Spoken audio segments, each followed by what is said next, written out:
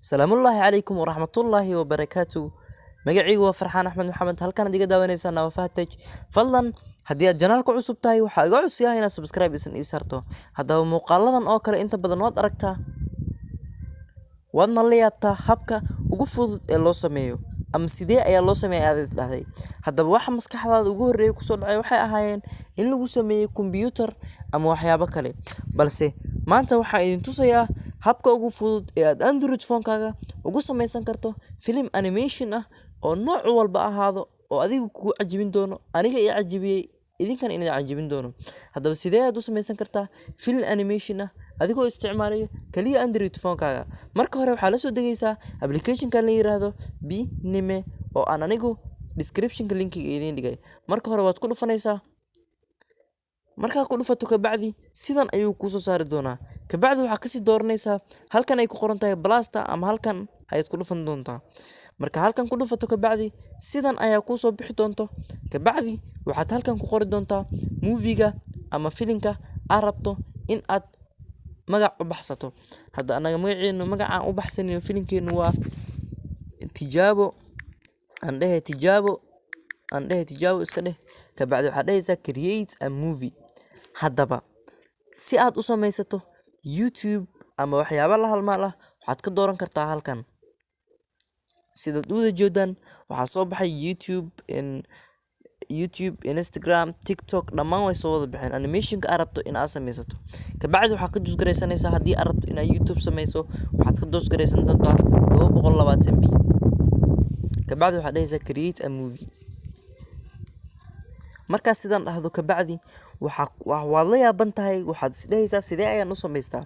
Waxaa ku dhufanaysaa halkan ay ku qoran tahay handiga. Kabacdi waxaad dooranaysaa gacanta aad rabto inaad wax ku qorato ama dooqaaga ah. Anaga dooqeyna waa tan hadda. Kabacdi halkan ayaad imaanaysaa ay ku qoran tahay stickers. Kabacdi sidan ayaa kuu soo bixi doonto.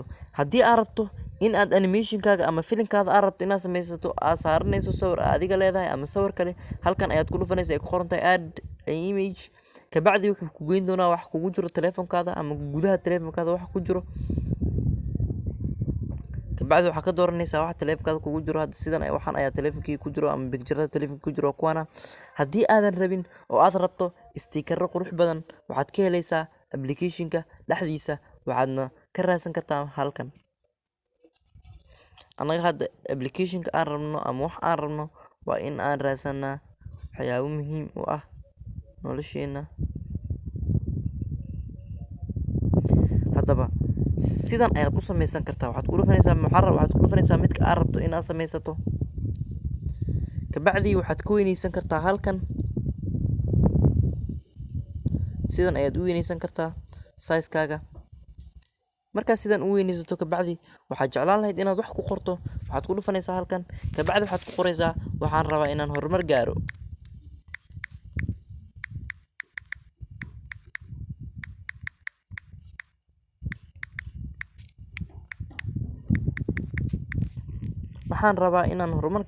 Kabacdi waxaad ku dhufanaysaa halkan ay ku qoran tahay insert. Kabacdi hoos ayaad keenaysaa.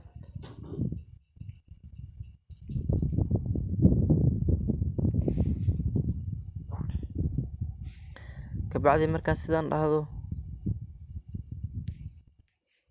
kabacdi waxaad rabtaa in aad tijaabiso waxa aad qoratay, waxaad ku dhufanaysaa halkan.